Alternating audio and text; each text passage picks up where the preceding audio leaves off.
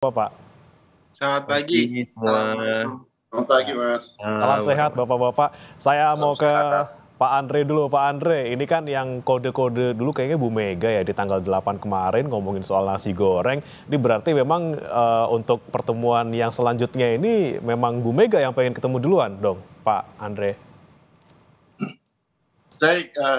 Kemarin saya baca di Kompas itu ada ulasan yang menarik gitu, tentang tipe kepemimpinan dan gaya kepemimpinan Pak Prabowo yang diulas oleh Mas Gun Gun kalau tidak salah, soal bagaimana gaya komunikasi, terus kemudian gaya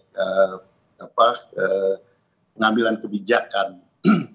Nah, saya kira Ibu Mega dan Pak Prabowo itu mempunyai gaya yang sama di dalam menyampaikan pesan-pesan, ya seringkali menggunakan simbol-simbol. Tapi di dalam gaya pengambilan keputusan, kedua pemimpin ini sebenarnya mempunyai gaya yang juga sama, secara gaya original yang sama, yaitu apa yang dia sebut dengan low context culture, di mana ya di situ sering menyampaikan hal-hal yang pengambilan keputusan yang gaya yang eksplisit, terus kemudian apa adanya. Nah, di dalam pola seperti itu saya kira penting untuk yang menyampaikan simbol, menyampaikan pesan kepada masyarakat, terutama sekarang dalam situasi sekarang ini. Saya kira lebih tergantung pada Pak Prabowo bagaimana memilah kawan di dalam proses pengambilan keputusan-keputusan yang penting. Dan di situ saya kira Pak Prabowo membutuhkan ya tentu kawan-kawan yang bisa dipercaya, bisa dipegang omongannya, dan kemudian ya bisa mengambil, dengan demikian bisa membuat keputusan-keputusan yang penting di dalam situasi bangsa kita ini gitu. Ya. Disinilah saya kira pentingnya komunikasi itu, pentingnya pembicaraan-pembicaraan yang terjadi antara ya Ibu Mega dan Pak Prabowo. Ya, tapi Pak Andre, apa sudah ada tanggalnya nih Pak dari Bu Mega yang menentukan? Soal itu saya kira kita tentu ya melihat bagaimana momentum waktu yang tepat untuk kedua pemimpin. Tapi sinyal-sinyal seperti itu saya kira penting untuk kemudian juga ketika pembicaraan yang benar-benar itu tadi low context culture itu gitu, di mana hal-hal yang dibicarakan itu apa adanya.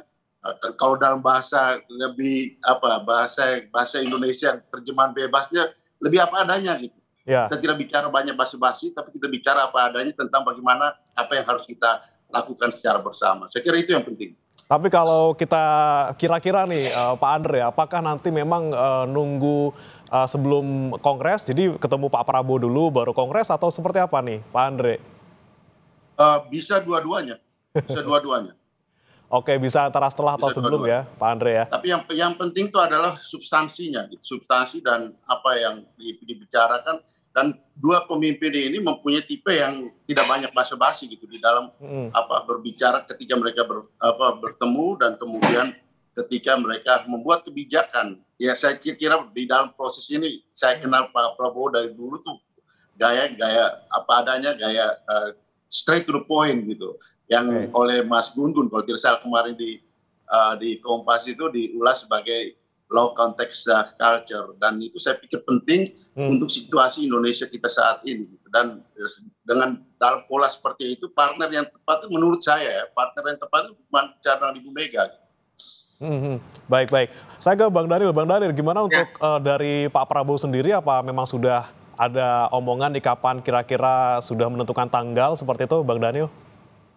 Pada prinsipnya Pak Prabowo memang sejak awal kan ingin terus membangun komunikasi kebangsaan, komunikasi secara personal dengan Ibu Megawati. Pun demikian dengan tokoh-tokoh yang lain yang bagi Pak Prabowo perlu didengarkan dan dimintai nasihat. Itu poin pertamanya, Mas. Kemudian kedua, menariknya adalah memang Pak Prabowo suka cerita bahwasannya beliau suka nasi goreng Ibu Megawati. Nasi goreng Ibu Megawati itu enak. Malah sekarang saya berpikir, Bang Andreas, pernah nggak makan nasi goreng Bu Megawati? Malah justru saya pengen sekali sekarang juga ikut menikmati nasi goreng Bu Megawati.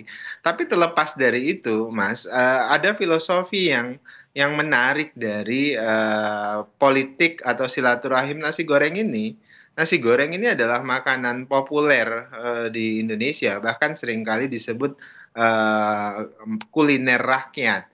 Ada dua hal yang saya tangkap dari politik nasi goreng. Pertama adalah ini simbol kebersamaan. Kenapa? Karena memang ini makanan populer bagi rakyat Indonesia. Dia simbol kebersamaan. Dia dinikmati enaknya itu pas hangat. Setelah dimasak hangat begitu, kemudian dimakan bersama-sama untuk Hmm, membangun persatuan. Itu simbolisasinya adalah persatuan. Nah, kemudian nasi goreng itu adaptasi kultural.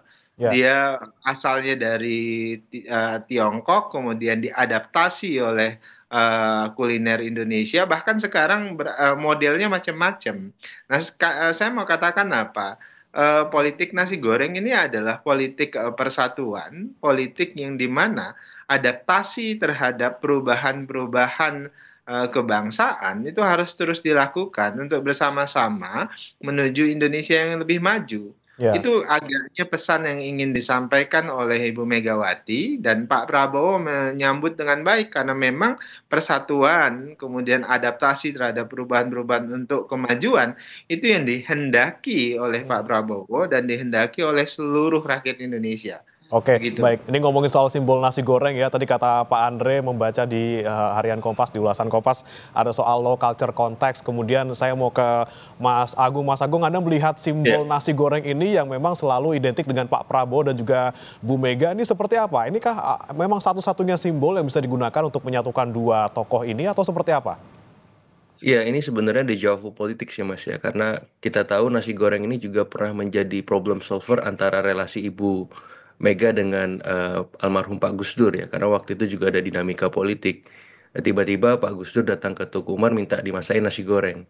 Nah setelah itu baik tuh hubungan hangat lagi. Nah 2019 Ibu Mega memasakkan nasi goreng juga ke Pak Prabowo. Pak Prabowo-nya jadi Menhan semacam itu.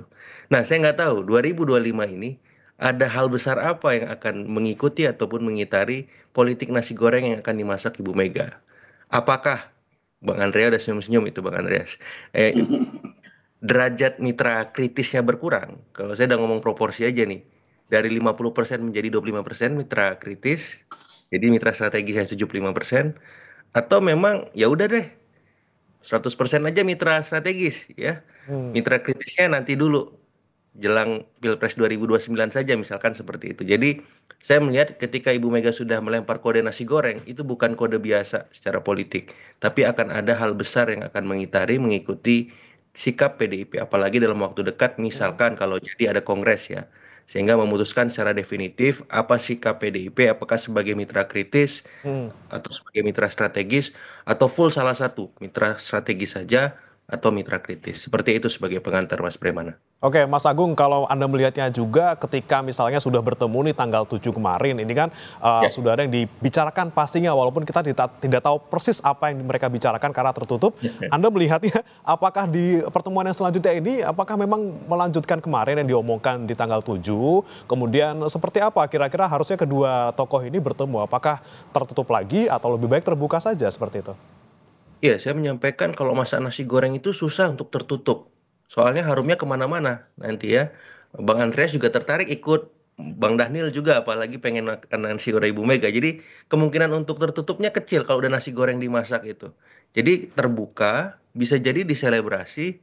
Dan kalau di pertemuan pertama ada banyak hati yang dijaga ya. Hati yang di Solo, hati publik yang lagi merasakan ekses kebijakan maupun hati-hati yang lain lah semacam itu. Nah sekarang ini hati-hati itu sudah siap menerima apa adanya tadi ya, low context culture itu. Supaya apa? Ya Pak Prabowo butuh balance of power, relasi dengan Ibu Mega masuk, Pak Jokowi juga, Pak SBY, supaya apa? Supaya beliau dapat menerima banyak masukan dari semua para presiden tadi. Dan kita tahu bersama bahwa Ibu Mega masih di BRIN dan BPIP.